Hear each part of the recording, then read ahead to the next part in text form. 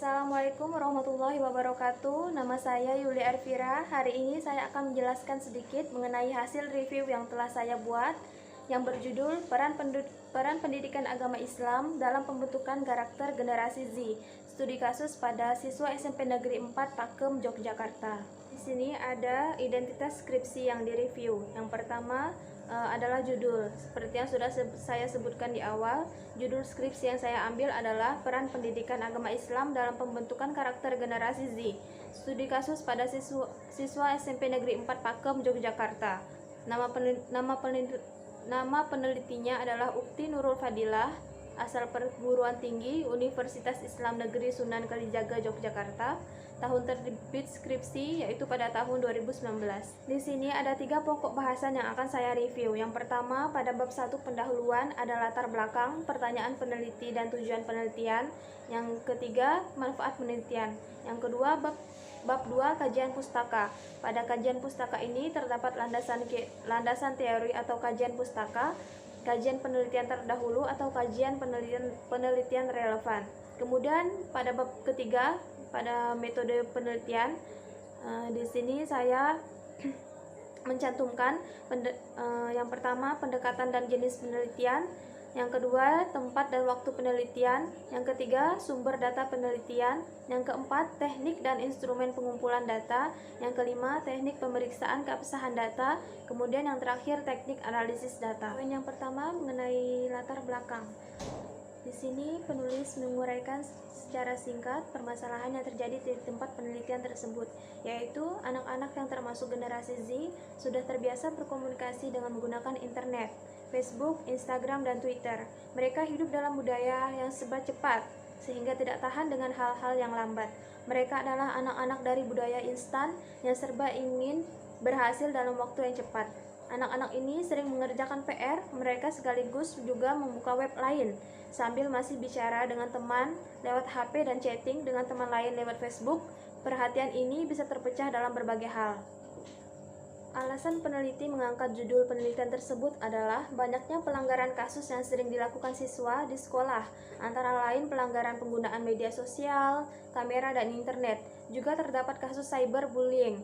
Bentuk cyberbullying yaitu merendahkan seseorang atau suatu kelompok tertentu. Sangat berbahaya bagi masa depan generasi muda. Sebagian besar korban bullying mengalami kemunduran rasa percaya diri, mengurangi motivasi belajar dan prestasi, traumatik, dan lebih parahnya beberapa di antara korban bullying mengakhiri hidupnya sendiri karena tekanan yang didapat. Pada bagian yang ketiga, yaitu terdapat screenshot paragraf yang memuat data pra-penelitian. Lanjut pada poin kedua mengenai pertanyaan penelitian dan tujuan penelitian. Di sini penulis menuliskan pertanyaan penelitian yang pertama, bagaimana pengaruh era generasi Z terhadap perkembangan siswa di SMP Negeri 4 Pakem.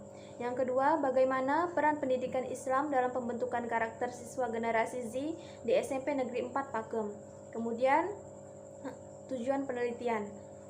Yang pertama, untuk mengetahui pengaruh era generasi Z terhadap perkembangan siswa di SMP Negeri 4 Pakem. Yang kedua, untuk mengetahui bagaimana peran pendidikan agama Islam dalam pembentukan karakter siswa generasi Z di SMP Negeri 4 Pakem. Pada poin kedua, yaitu mengenai pertanyaan penelitian dan tujuan penelitian, di sini saya memberikan komentar, yaitu pertanyaan dan tujuan penelitian pada skripsi ini sudah cukup jelas dan tertuju langsung pada permasalahan yang ada. Yang ketiga, mengenai manfaat penelitian. Di sini penulis menuliskan manfaat secara teoritis maupun praktis. Yang pertama, secara teoritis, penelitian ini dapat menambahkan khazanah pengetahuan tentang kajian output pendidikan, khususnya adalah pembentukan karakter generasi Z. Yang kedua, sebagai bahan referensi bagi peneliti-peneliti yang akan melakukan penelitian serupa di masa yang akan datang. Kemudian, manfaat secara praktis. Yang pertama, bagi para pengelola pendidikan, hasil penelitian ini diharapkan dapat digunakan sebagai acuan dalam menyusun fungsi-fungsi manajemen secara tepat guna mengembangkan lembaga yang dipimpinnya. Yang kedua, memberikan informasi bagi para pengelola pendidikan dan para orang tua anak didik tentang hal-hal yang berperan dalam pembentukan generasi Z. Pada manfaat penelitian ini, penulis sudah cukup jelas dalam menuliskan manfaat penelitian, yaitu manfaat secara teoritis maupun praktis. Dan juga terdapat penjabaran uraian manfaat yang telah dituliskan oleh penulis. Lanjut ke bab kedua, yaitu mengenai kajian pustaka. Pada poin keempat, terdapat landasan teori atau kajian pustaka. Di sini penulis sudah cukup jelas dalam menuliskan teori yang dikaji dan subteorinya. Karena penulis juga menuliskan sumber kutipan yang jelas pada skripsi tersebut. Lanjut ke poin yang keempat, mengenai kajian penelitian terdahulu atau kajian penelitian yang relevan.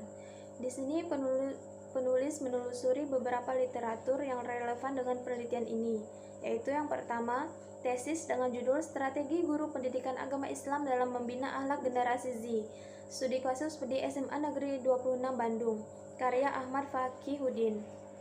Pasca Sarjana, Program Studi Pendidikan Agama Islam, Sekolah Pasca Sarjana Universitas Pendidikan Indonesia Bandung pada tahun 2017. Kemudian yang kedua, jurnal ilmiah dengan judul Pendidikan Agama Islam dalam Pembentukan Karakter Bangsa, karya Muhajir Syarif, Program Pasca Sarjana IAIN Raden Fateh, Palembang, volume 14 nomor 2 tahun 2014. Kemudian yang ketiga, jurnal ilmiah dengan judul Peran Bimbingan dan Konseling untuk Menghadapi Generasi Z dalam Perspektif Bimbingan dan Konseling Perkembangan, karya Syaraka Putra Bakti dan Nindya Eka Safitri, yang diterbitkan oleh Fakultas Keguruan dan Ilmu Pendidikan Universitas Ahmad Dahlan, volume 3 nomor 1 2017.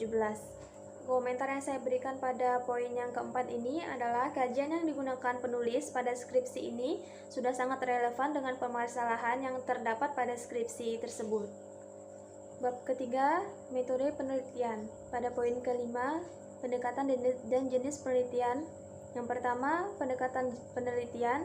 Pendekatan yang digunakan dalam penelitian ini adalah pendekatan kualitatif. Kemudian yang kedua, jenis penelitian. Jenis penelitian yang digunakan dalam skripsi ini adalah penelitian lapangan. Di sini juga saya cantumkan screenshot paragraf yang memuat jenis dan pendekatan penelitian yang digunakan pada skripsi tersebut. Kemudian masuk kepada poin yang ketujuh, yaitu tempat dan waktu penelitian. Tempat penelitian pada skripsi tersebut adalah pada SMP Negeri 4 Pakem, Yogyakarta. Kemudian waktu penelitian, sayangnya di sini penulis tidak menuliskan secara jelas waktu penelitian yang dilakukan oleh peneliti tersebut.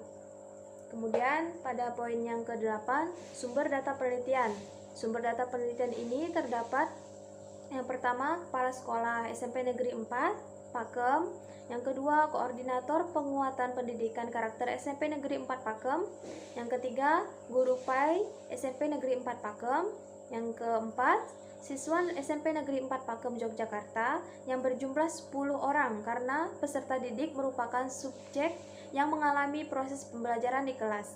Kemudian yang terakhir, bagian tata usaha SMP Negeri 4 Pakem sebagai sumber untuk memperoleh data yang sifatnya dokumentasi. Pada poin ke-9, yaitu teknik dan instrumen pengumpulan data.